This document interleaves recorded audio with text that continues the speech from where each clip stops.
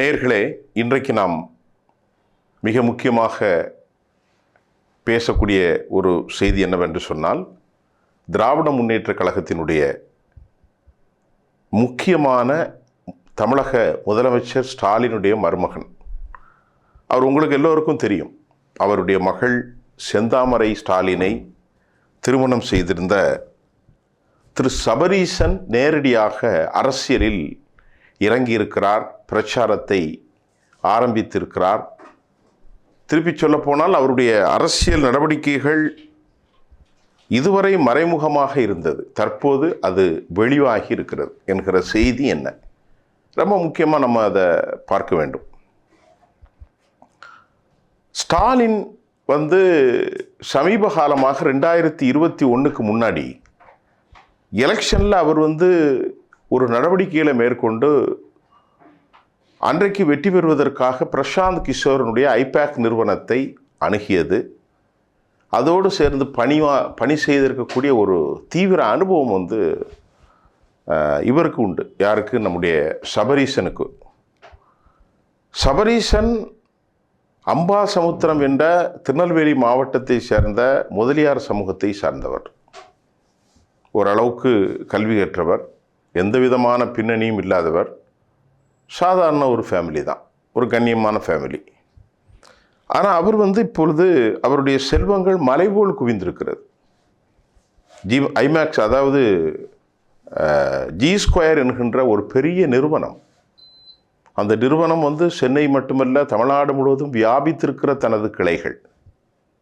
அந்த கிளைகளின் பால் அவர் பெயர் அடிபடுகிறது. இப்போ இந்த எலெக்ஷனில் மாமனாருக்கும் மைத்துனருக்கும் உதவும் பொருட்டு அவர் பல நடவடிக்கைகளை மேற்கொண்டது மட்டுமல்ல, தற்போது அவர் வெளியே பிரச்சாரத்திலேயும் அதே போன்று திராவிட முன்னேற்ற கழக நிர்வாகிகளிடத்திலே பணி செய்வதற்கு பணித்திருக்கிறார்.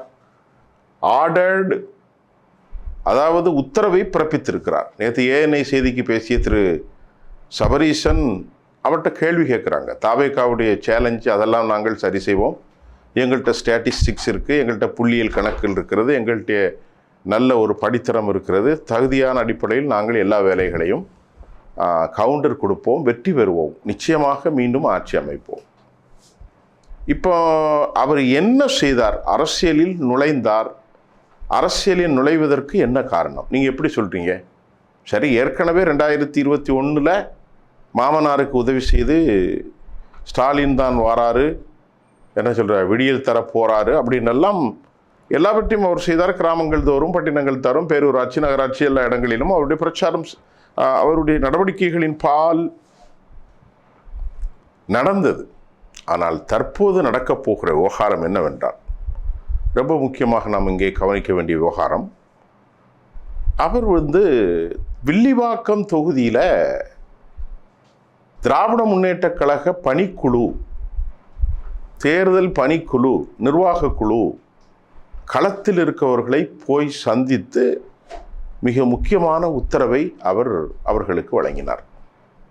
அந்த உத்தரவில் அவர் என்ன சொல்கிறாருன்னா, இந்த தேர்தலில் இந்த தொகுதியில் போட்டியிடுகிற நண்பர் கார்த்திக் மோகன், அவர் எனக்கு ரொம்ப வேண்டியவர்.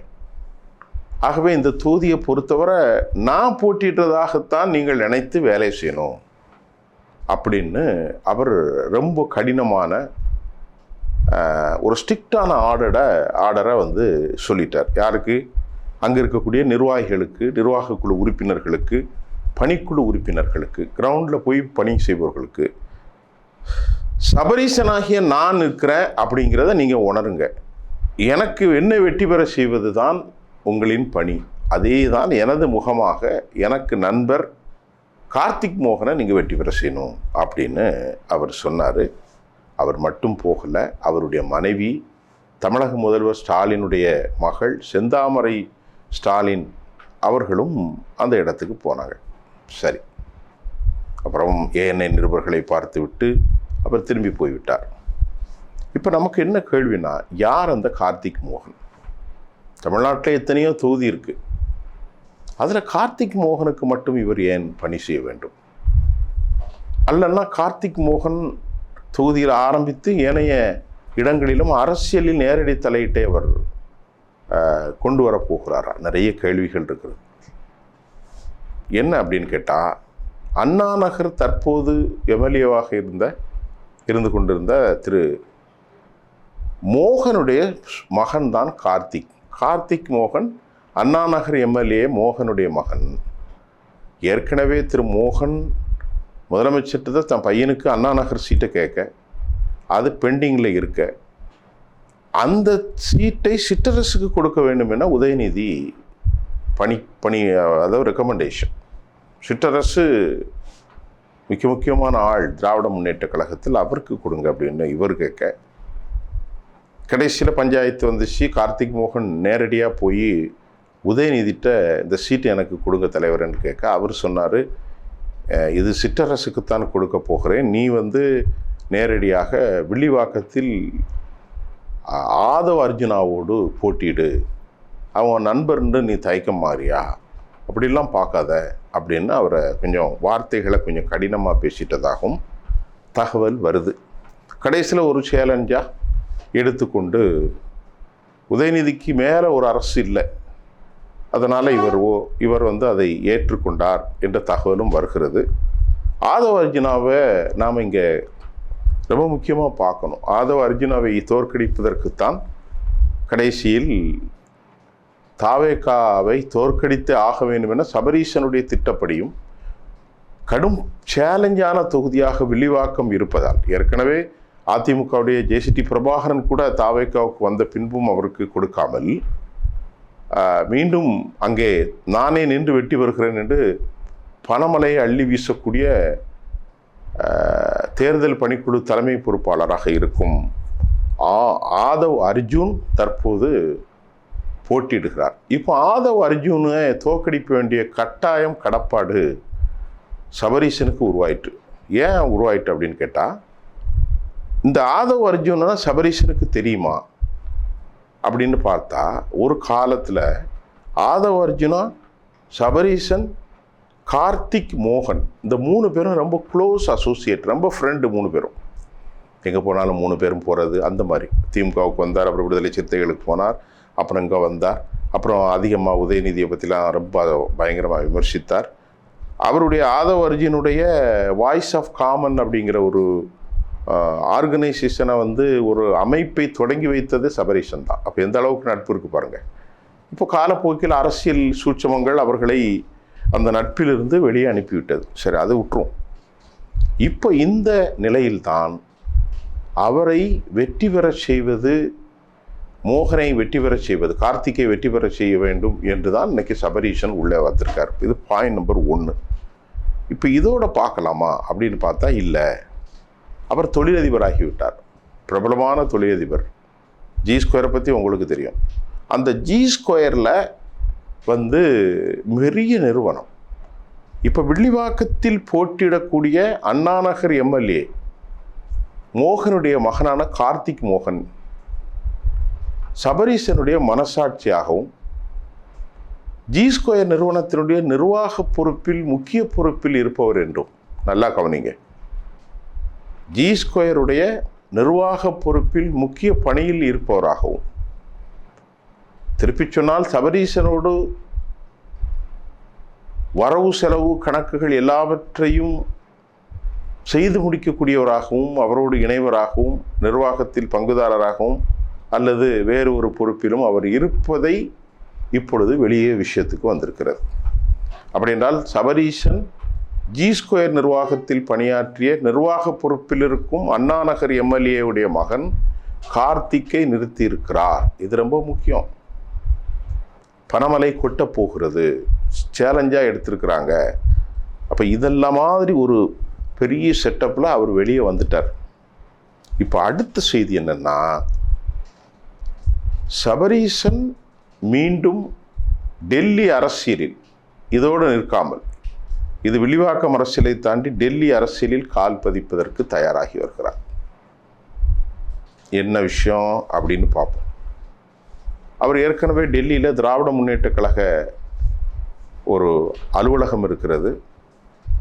ஏற்கனவே அவர் ஆர்எஸ்எஸ் தலைவர்களோடு, பாரதிய ஜனதா தலைவர்களோடு, தேசிய தலைவர்களோடு நெருக்கம் உண்டு. அதை பயன்படுத்தி அவர் அங்கே மீண்டும் லாபி செய்வதற்காக இருக்கிறார். அப்படி என்றால் நல்லா கவனித்துக் கொள்ளுங்கள், திமுகவின் மீது ஏவப்படுகிற எல்லா வழக்குகளையும் பொசுக்கி விடுவதுதான் அவருடைய வேலை. திராவிட முன்னேற்ற கழகத்திற்கு மீது டெல்லி தலைமையால் தொடுக்கப்படுகிற நெருக்கடிகளை பொசுக்குவதுதான் சபரீசனுடைய வேலை. கொடுப்பவைகள் எல்லாம் கொடுத்து, பேசுபவர்களோடு பேசி யதார்த்த நிலை செய்யக்கூடிய பெரிய லாபியை அவர் பின்பற்றி வருவதால் டெல்லி இன்றைக்கு ஒரு கருணை காட்டுகிறது திமுகவுக்கு. பாவம், அப்பாவி நம்முடைய ஏழை தொண்டர்களுக்கு ஒன்றும் தெரியாது. ஒரு பொட்டலம் பிரியாணியை வாங்கி தின்று கொண்டு, ஒரு கோட்டரை வாங்கி குடித்து கொண்டு, கலகம் கலகம் என்றெல்லாம் பின்னால் செல்கிற இந்த பாவப்பட்ட தொண்டர்களுக்கு மத்தியில் இவ்வளவு பெரிய அரசியல் சூட்சம் இருப்பது யாருக்கும் தெரியாது.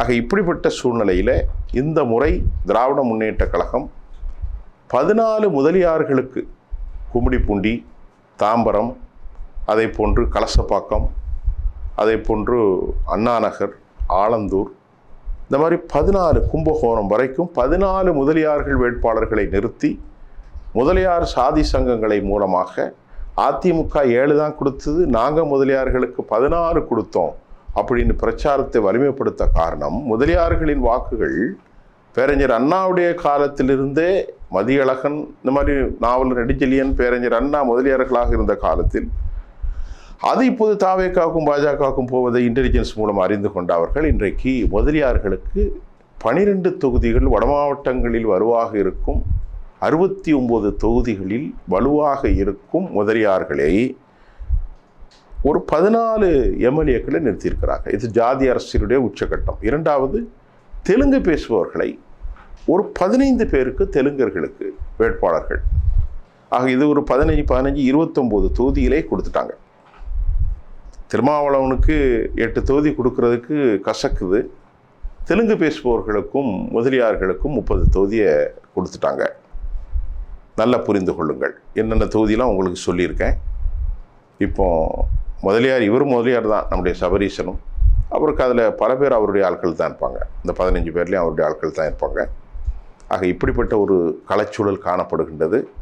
இனி அடுத்து அவர் டெல்லி அரசியலில் 2029 பெரிய பதவியில் அவர் போட்டியிடலாம்.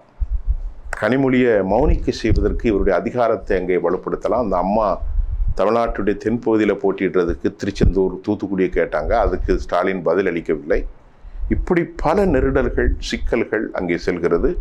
ஆக ஆதவ் அர்ஜுனை எதிர்த்து நிறுத்தப்பட்டிருக்கக்கூடிய திரு கார்த்திக் மோகன் சபரீசனுடைய மனசாட்சியாகவும், அவருடைய G2 கம்பெனியுடைய நிர்வாகமாகவும், அவர் தெலுங்கு சமூகத்தை சார்ந்தவராகவும் இருக்கிறார்.